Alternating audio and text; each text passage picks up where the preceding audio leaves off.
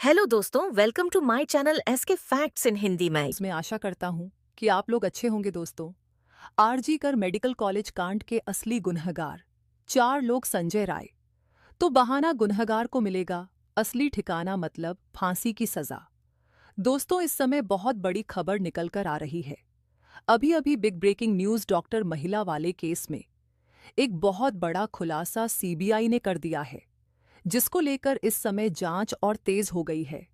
4 लोग अभी अभी बिल्कुल अभी की न्यूज़, उन्होंने सब कुछ साफ साफ बताया क्या क्या किया।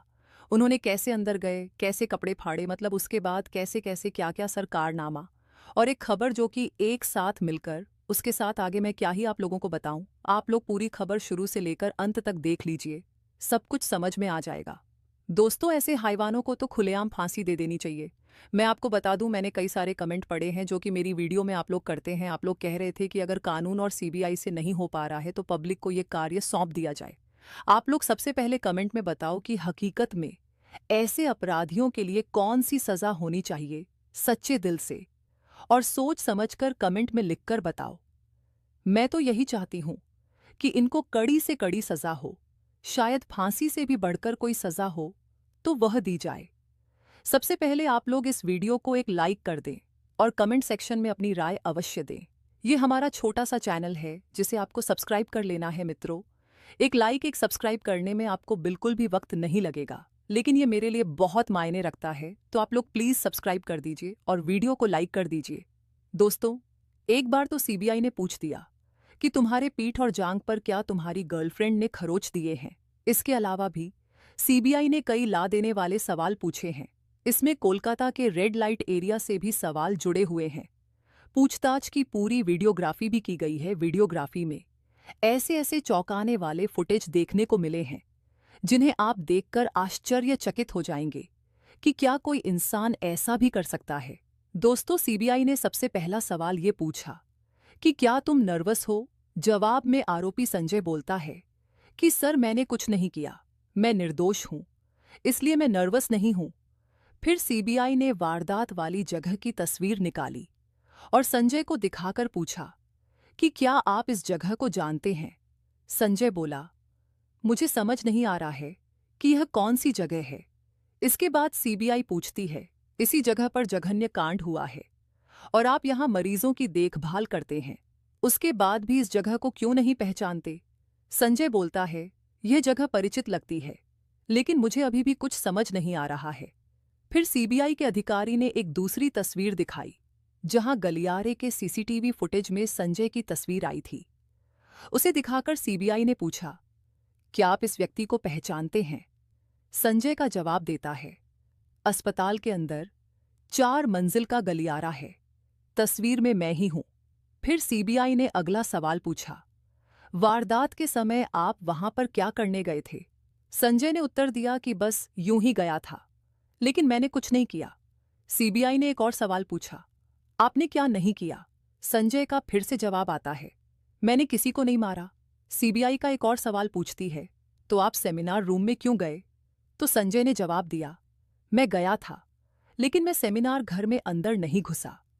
संजय का जवाब सुनकर सीबीआई का भी सब्र जवाब दे रहा था, क्योंकि सीबीआई जान रही थी कि संजय झूठ बोल रहा था। सीबीआई ने गुस्से में फिर पूछा कि अगर आप घर में दाखिल नहीं हुए तो उस कमरे में आपके ब्लूटूथ के एक हिस्से का क्या हुआ। संजय का जवाब आता है, मुझे नहीं पता सर। सीबीआई ने अगला सवाल किया, क्या आप जानते हैं कि वह महिला डॉक्टर उस सेमिनार कक्ष में सो रही थी। संजय का उत्तर, मुझे नहीं पता था, मैंने सेमिनार घर में घुसकर देखा, मुझे पहले पता नहीं था। सीबीआई का अगला सवाल, आपने तो अभी कहा था कि आपने घर में प्रवेश नहीं किया, आपने तो कहा था कि घर में कोई नहीं है। संजय का जवाब आता है, नहीं नहीं, कमरे में रोशनी बहुत धीमी थी। दोस्तों, पहले तो यह खाली खाली लग रहा था, तभी मैंने देखा कि कोई लकड़ी के तख्त पर लेटी हुई है। सीबीआई ने अगला सवाल किया, चौथी मंजिल पर जाने से पहले आपने 5वीं मंजिल पर क्या किया। संजय का जवाब थोड़ा शांत, मैं से ही गया था। सीबीआई आगे पूछती है, हर सुबह आप अस्पताल की विभिन्न मंजिलों पर क्यों घूमते हैं। संजय ने कोई जवाब नहीं दिया। दोस्तों, आपकी जानकारी के लिए मैं आपको बता दूं कि संजय वारदात को अंजाम देने से पहले कई दिनों से उस ट्रेनी महिला के पीछे लगा हुआ था। इसके कई सबूत भी सामने आ चुके हैं। शायद वह महिला पहले भी सेमिनार हॉल में सोई दोस्तों थी। उसने पहले भी कई बार उस महिला को सेमिनार हॉल में सोते हुए देखा था और फिर उस रात उसने जाकर वह कारनामा कर दिया जिसका अंदाजा शायद ही किसी को हो। सीबीआई ने आगे का सवाल पूछा, आप कहते हैं कि आपने कुछ नहीं किया, तो किसने किया? संजय का जवाब, सर मुझे नहीं पता। सीबीआई का सवाल, क्या आपने उस कमरे में किसी को देखा? संजय बोला, नहीं मैंने किसी को नहीं देखा। सीबीआई का सवाल, आपने कहा कि आप उस कमरे में नहीं गए। संजय बोला, मैं कमरे में नहीं घुसा, मैंने दरवाजा धक्का दिया और अंदर झांका। सीबीआई का सवाल, आपने झांककर क्या देखा? संजय का जवाब, खाली कमरा, मैंने किसी को नहीं देखा। सीबीआई का सवाल, फिर आपने क्या किया? संजय का जवाब, मैं नीचे आ गया और फिर मैं घर चला गया। संजय के इन झूठे दावों को सुनकर एक बार फिर से सीबीआई अधिकारी झल्ला गए, क्योंकि कमरे में झांकने के बाद वह 35 मिनट तक अंदर घुसकर उसने सोई हुई महिला पर जंगली जानवर की तरह कूद पड़ा था। वह कई दिनों से उस महिला को घूर रहा था। पूरे 35 मिनट तक उसने महिला के साथ जघन्य अपराध किए, लेकिन फिर भी वह कहता है कि मैंने सिर्फ झांक कर देखा और घर चला गया। दोस्तों, संजय के इस घूमने वाले जवाब को सुनकर सीबीआई ने सीसीटीवी फुटेज का समय दिखाकर पूछा, खाली झांकने में 35 मिनट से ज्यादा का समय क्यों लगा? सीबीआई का यह सवाल सुनते ही संजय बिल्कुल चुप हो गया, क्योंकि इसी 35 मिनट में उसने पूरे भारत को हिला दिया था। लेकिन इसके बाद सीबीआई ने संजय से सबसे खतरनाक सवाल पूछ दिया। सीबीआई ने एक और तस्वीर दिखाकर पूछा कि बताइए कि आपकी बाईं जांघ के पीछे, पीठ पर और बाएं हाथ पर यह खरोंच कैसे आई है दोस्तों? इसके जवाब में संजय बोला, सर मुझे याद नहीं है। फिर सीबीआई ने पूछा कि डॉक्टरों का कहना है कि पीड़ित महिला के शरीर पर भी खरोंच के निशान हैं। संजय बोला, इसका मुझे ध्यान नहीं। दरअसल दोस्तों, संजय ने जब उस ट्रेनी डॉक्टर महिला के साथ सेमिनार हॉल में जबरदस्ती की थी, तो उस वक्त महिला ने अपनी सुरक्षा के लिए अपने नाखून से संजय के ऊपर वार किया था।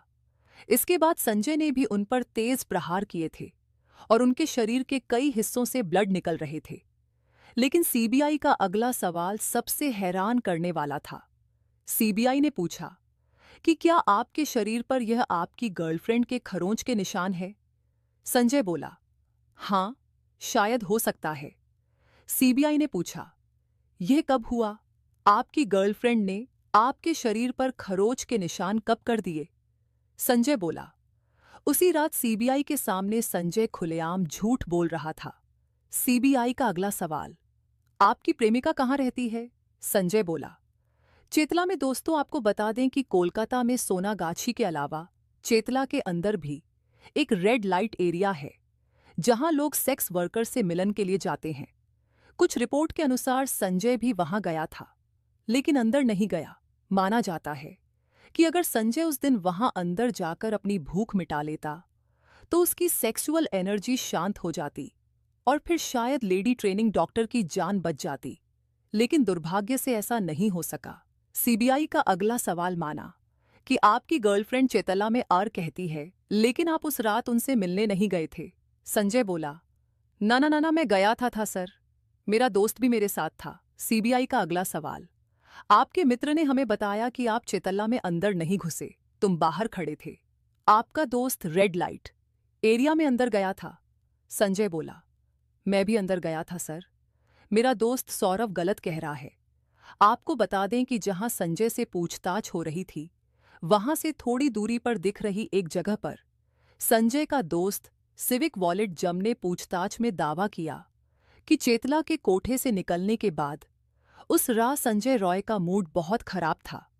संजय रॉय सेक्स वर्कर के पास नहीं गया था, वह बाहर खड़ा था। उसका साथ ही सिविक वॉलंटियर्स अचानक बाहर आने के बाद संजय रॉय ने उससे कहा कि आरजी कर अस्पताल जाएंगे, यानी कि चेतला के कोठे में उसकी हवस पूरी नहीं हुई थी और इसे पूरी करने के लिए वह अस्पताल जाना चाहता था। जब संजय को उसके साथ ही सिविक वज़म नहीं, किसी खूंखार जानवर की तरह अस्पताल में घुस गया। सीबीआई का अगला सवाल, आपकी गर्लफ्रेंड भी कहती है कि आप नहीं गए। इसके अलावा आप उस वक्त किसी दूसरी गर्लफ्रेंड से अस्पताल में आप कितने समय तक रुके? संजय का जवाब, मैं दोपहर को बाहर आ गया था। सीबीआई का अगला सवाल, क्या आप उसके बाद दोबारा गए? संजय थोड़ी देर चुप रहा। अगला सवाल, आप क्या सोचते हैं? कहिए, क्या आप दोबारा अस्पताल गए थे? जवाब, हाँ, मैं गया था। सीबीआई ने पूछा, दोबारा आप कब गए? संजय बोला कि अस्पताल में दोबारा शाम को गया था।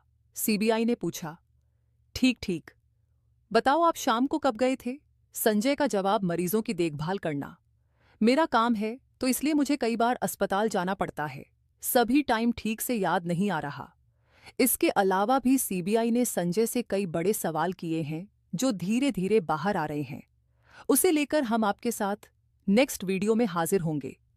सीबीआई आरोपी संजय रॉय से पॉलीग्राफ टेस्ट में और भी सवाल पूछ रही है। इस टेस्ट में 3 तरह के सवाल हैं: relevant, irrelevant and control questions. Chetla के कोठे से संजय डायरेक्ट अस्पताल क्यों गया? इसे लेकर सीबीआई काफी कुछ जानना चाहती थी। सीबीआई के अधिकारी यही जानना चाहते हैं। इस सना आग, संजय रॉय आखिर क्यों आरजी कर अस्पताल लौटा? क्या इसके पीछे किसी की साजिश थी? क्या उसने पहले से प्लानिंग बना रखी थी और वह अपने प्लानिंग को अंजाम देने के लिए आरजी कर अस्पताल लौटा था? सीबीआई इससे पहले संजय रॉय को आरजी कर अस्पताल भी ले गई थी और पूरी वारदात को रिक्रिएट किया था। अब पूछताछ के आधार पर सीबीआई दूसरे राज जानने की कोशिश कर रही है। अब आइए जानते हैं। पूर्व प्रिंसिपल संदीप घोष पूछे गए वह 25 सवाल, जिसे सुनकर खुद प्रिंसिपल कांपने लगे थे। पहला सवाल, क्या आपका नाम संदीप है? ORR अपना मोबाइल नंबर बताएं। कितने फोन रखते हैं वह भी बताएं। दूसरा सवाल, क्या आपका जन्म कोलकाता में हुआ है? तीसरा सवाल, क्या वारदात वाले दिन आप हॉस्पिटल में थे? चौथा सवाल, क्या आज शनिवार है? नेक्स्ट। क्या आपको किसने किया? नेक्स्ट। क्या आपने कभी झूठ बोला है? नेक्स्ट। क्या आसमान का रंग नीला है? नेक्स्ट। क्या आपको पता है कि पड़ता का मर्डर किसने किया? नेक्स्ट। क्या पीड़िता का गैंगरेप हुआ था? नेक्स्ट। क्या पुलिस को आपने इस वारदात की जानकारी दी थी? नेक्स्ट। क्या आपने वारदात वाले दिन पीड़िता को देखा था या उससे मुलाकात हुई थी? नेक्स्ट। क्या आपके और पीड़िता के बीच किसी तरह का विवाद था? नेक्स्ट। क्या आपने पीड़िता के परिजनों को इस हत्या को आत्महत्या बताया था? नेक्स्ट। क्या वारदात की सूचना पुलिस को देर से दी गई? नेक्स्ट। अगर हाँ तो को क्यों? नेक्स्ट। आप खुद एक डॉक्टर हैं, क्या आपको नहीं लगता था कि क्राइम सीन को सुरक्षित रखना जरूरी होता है? नेक्स्ट। क्राइम सीन का रिनोवेशन क्या आपने करवाया? नेक्स्ट। क्यों करवाया? क्या किसी ने आपको ऐसा